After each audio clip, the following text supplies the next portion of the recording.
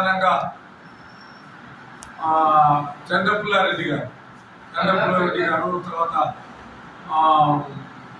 మల్ల సుబ్బారెడ్డి గారు అనేక మంది నాయకులంతా కూడా నక్సల్స్ వైపు వెళ్ళిపోవడం, మన జిల్లాలో నాయకత్వం కొరత అనేటువంటిది ఏర్పడి ఉన్నటువంటి కాలం.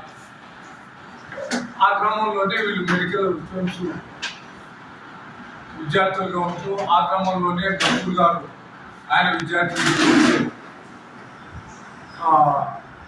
పార్టీ రాజకీయాల్లో ఆ విధంగా మన జిల్లాలో పార్టీ విస్తరణకు అనేటువంటిది పునాదులు వేసి వాటి కోసం కష్టపడినటువంటి నాయకుల్లో ఒకరిగా డాక్టర్ ధనంజయ్ గారు. మొదట్లో మా కుటుంబం మొత్తం కూడా పార్టీగా ఉండడంతో మా ఫాదర్ కాలం నుంచి ఆ ఆనవాయితీ అట్లే వస్తూ ఆయన కూడా రాజకీయాల్లో ఆ విధంగా ఉంటూ ఆయనతో పాటు ఏదేమైనా పార్టీ ఉద్యమాల్లో పనిచేస్తూ ఉద్యమాన్ని నిర్మించి పార్టీ పురోభివృద్ధికి కృషి చేసేటువంటి నాయకులు, వాళ్ళ అనుభవాలు, వాళ్ళ జీవిత చరిత్రలు, వాళ్ళు చేసినటువంటి త్యాగం, వాళ్ళు చేసిన పని విధానాన్ని అన్నింటిని కూడా ప్రజల్లో కలిసిపోయేటువంటి వాళ్ళు. వాటి అన్నింటిని కూడా మనం ముందు నుంచి ఉన్నటువంటి నాయకత్వం కానీ లేదా కొత్తగా వస్తున్నటువంటి నాయకత్వం కానీ ప్రజా సంఘాలను ఏర్పడుతున్నటువంటి అందులో వస్తున్నటువంటి వాళ్ళని కానీ వాళ్ళ జీవితాల్లో వాళ్ళ అనుభవాలు అనేక మంది ఈరోజు మార్క్సిస్ట్ పార్టీ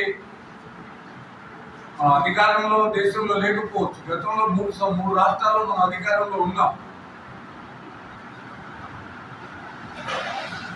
2004లో జరిగినటువంటి పార్లమెంట్ ఎన్నికల్లో దేశంలోనే కమ్యూనిస్టులకు ఎప్పుడు రాదంత సంఖ్య, దాదాపు 71 సీట్ల దాకా వచ్చినటువంటి చరిత్ర.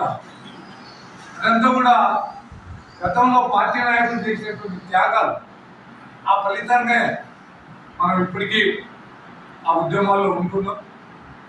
మరి ఆ ఉద్యమాన్ని ముందుకు తీసుకొని పోయేటువంటి వాళ్ళుగా మనం వాళ్ళ జీవిత చరిత్రలు తెలుసుకోవాలి. వాళ్ళు చేసినటువంటి కృషి, వాళ్ళు పాల్గొనేటువంటి తీరు విజయం కూడా తెలుసుకొని మనం ఆచరించాలి. ఊరికి అనుకుంటే అనేటువంటిది కాదు, వాటిని ఆచరించాలి. వాటిని ఆచరించి వాళ్ళ అడుగుజాడల్లో నడిచి ఆ విధంగా ప్రజలకు దగ్గరై మరి